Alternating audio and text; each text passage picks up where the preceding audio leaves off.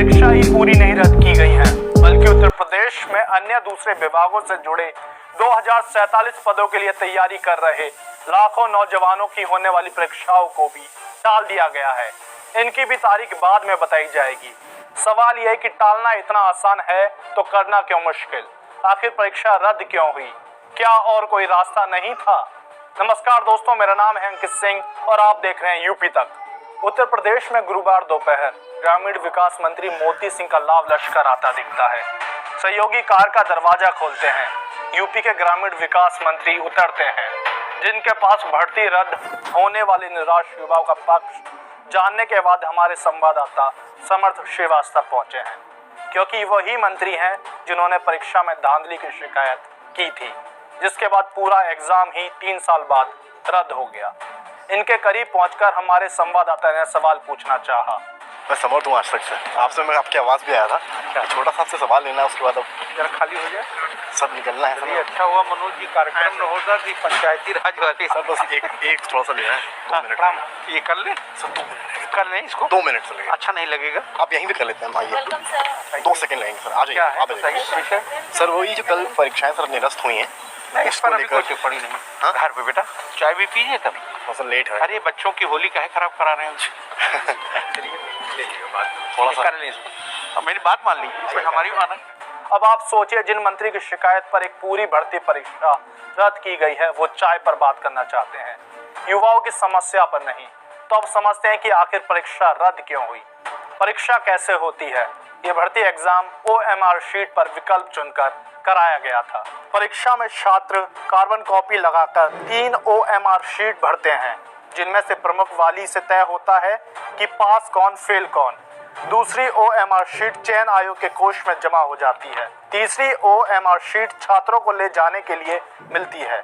जांच में दावा है कि 136 छात्रों की OMR शीट आयोग में तो खाली मिली, लेकिन प्रमुख शीट पर सही जवाब टिक किए गए थे। इसलिए इन छात्रों की दलील है कि जो मछली पूरी भर्ती परीक्षा का तालाब गंदा कर रही है, उसे बाहर निकालना न्याय होगा, फिर पूरा तालाब का पानी सुखा देना इंसाफ नहीं। एक ये बात नहीं समझ में आती है, किसी भी भर्ती प्रक्रिया में सुप्रीम कोर्ट के ऑर्डर्स हैं कि जब तक हम उसमें सेग्रीगेट कर सकते हैं किसी पर्सन को जो गलत किया है, उस भर्ती प्रक्रिया के प्रोसेस को नहीं हम निरस्त कर सकते। इस सवाल के साथ हमारे वरिष्ठ पत्रकार कुमार अभिषेक अब सीधे पहुंचते हैं यूपी अधीनस्थ सेवा चयन आयोग के चेयरमैन के पास, जिनकी जिम्मेदारी है नौकरी दिलाना। वो अवसर देखिए मिलेगा, क्योंकि जो 9.5 लाख बच्चे बैठे हैं जिन्होंने एक उम्मीद के साथ एग्ज़ाम दिया था, उनके साथ कहीं ना कहीं उनके साथ उचित नहीं हो रहा था। तो जो भी है, जो गलतियां हुई हैं, कमियां हुई हैं, वो एसआईटी इन्वेस्टिगेशन पूरा होगा, उसमें पूरी बात निकल के आएगी।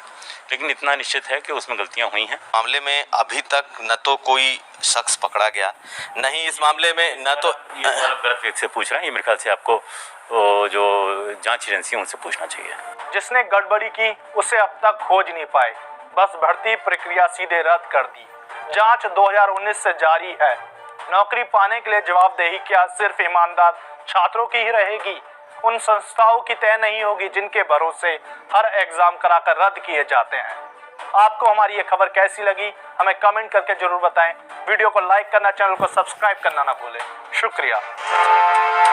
युवाओं से जुड़ी खबर। यूपी में साल 2018 के दिसंबर महीने में 3 पदों के लिए परीक्षा हुई थी। ग्राम विकास अधिकारी, ग्राम पंचायत अधिकारी और समाज कल्याण पर्यवेक्षक थे। अगस्त 2019 में लिखित परीक्षा का रिजल्ट आया और मार्च 2021 में यूपी अधीनस्थ सेवा चयन आयोग यानी UPSSC ने परीक्षा ही निरस्त कर दी। क्यों किया ये नहीं बताया है। यूपी अधीनस्थ सेवा चयन आयोग यानी UPSSC ने 22 और 23 दिसंबर 2018 को ग्राम विकास अधिकारी, ग्राम पंचायत अधिकारी और समाज कल्याण पर्यवेक्षक के पदों पर परीक्षा आयोजित की थी 16 जिलों के 572 परीक्षा केंद्रों पर। खबरों के मुताबिक करीब 9 लाख अभ्यर्थियों ने इस परीक्षा में हिस्सा लिया। पद थे 1953। इस लिखित परीक्षा का रिजल्ट आया अगस्त 2019 के दरमियान। रिजल्ट के बाद बारी आती है भर्ती की। भर्ती के लिए होता है डॉक्यूमेंट वेरिफिकेशन। साल 2019 बीता, आ गया 2020। लेकिन डॉक्यूमेंट वेरिफिकेशन का कहीं कोई अता पता नहीं था। तो 6 फरवरी 2020 को अभ्यर्थी आयोग के सामने भूख हड़ताल पर बैठ गए। आयोग दबाव में था, छात्रों को मनाया गया और 29 फरवरी 2020 को वेरिफिकेशन का नोटिफिकेशन जारी कर दिया गया। जितने लोगों का चयन हुआ था उतने लोगों को वेरिफिकेशन के लिए नहीं बुलाया गया था। पद थे कुल 1953, लेकिन बुलाया गया 1553 लोगों को। लगभग 400 लोगों को नहीं बुलाया गया। जिन्हें नहीं बुलाया गया था उनके लिए आयोग ने कहा था कि जिन्हें नहीं बुलाया गया है उन्हें जांच पूरी होने के बाद बुलाया जाएगा। तो सवाल उठा कि आयोग जांच किस चीज की कर रहा है। दरअसल भर्ती में गड़बड़ी की शिकायत मिली थी और ये शिकायत की थी ग्रामीण विकास मंत्री राजेंद्र सिंह मोती ने। उन्होंने योगी आदित्यनाथ को परीक्षा का नतीजा आने के अगले ही दिन लेटर लिख परीक्षा में धांधली के आरोप लगाए। इस पत्र में राजेंद्र सिंह मोती ने 2 अभ्यर्थियों के रोल नंबर शेयर किए। कहा कि ओएमआर शीट की कार्बन कॉपी के हिसाब से इन दोनों लगभग 5 प्रश्न हल किए हैं, लेकिन जो अभ्यर्थियों की मूल ओएमआर कॉपी है उसमें सभी प्रश्नों पर गोले बनाए गए। गोया परीक्षा पूरी होने के बाद मूल ओएमआर शीट पर आंसर भरे गए थे। राजेंद्र सिंह मोती के मुताबिक दोनों अभ्यर्थी उत्तीर्ण थे। साथ ही कार्बन कॉपी और मूल ओएमआर शीट में अंतर का मतलब है कि भर्ती में गड़बड़ी हुई है। आरोप सीधे आयोग पर लगे। अपने लेटर में राजेंद्र सिंह ने आयोग द्वारा जारी परिणाम निरस्त करके जांच करने और संलिप्त लोगों को यथोचित दंड देने की सिफारिश भी की थी। उन्होंने लिखा, मुझे लगता है कि इस धांधली में अधीनस्थ चयन सेवा आयोग की पूरी तरह से संलिप्तता है। प्रदेश के मेधावी बच्चों के साथ ये बहुत बड़ा अन्याय है और प्रदेश सरकार की ईमानदारी और पारदर्शिता के साथ एक मजाक है। अपने नोटिफिकेशन में आयोग ने इसी जांच की बात की थी जिस वजह से आयोग को बार बार तारीख को आगे बढ़ाना पड़ रहा था। और इसके साथ ही जिन 1553 लोगों की डॉक्यूमेंट के वेरिफिकेशन शुरू हुए थे, कोरोना और लॉकडाउन की वजह से उन्हें भी अनिश्चित काल के लिए टाल दिया गया। फिर प्राथमिक जांच हुई। खबरें बताती हैं कि इस जांच में ओएमआर शीट में अंतर मिलने पर मेरिट में आए 136 अभ्यर्थियों को बाहर करते हुए उनके खिलाफ एफआईआर दर्ज की गई। इतनी बड़ी संख्या में लोग मिले तो जांच अधिकारियों को लगा कि इस संख्या में इजाफा हो सकता है। जांच का दायरा बढ़ा दिया गया और एसआईटी का गठन किया गया। खबरें बताती हैं कि एसआईटी की जांच में परीक्षा में गड़बड़ी की बात सामने आई है और इसी बिना पर परीक्षा को निरस्त कर दिया गया। लेकिन इस परीक्षा के निरस्तीकरण के लिए आयोग की तरफ से जो पत्र जारी किया गया है उसमें कहीं भी कारण नहीं गिनाया गया है।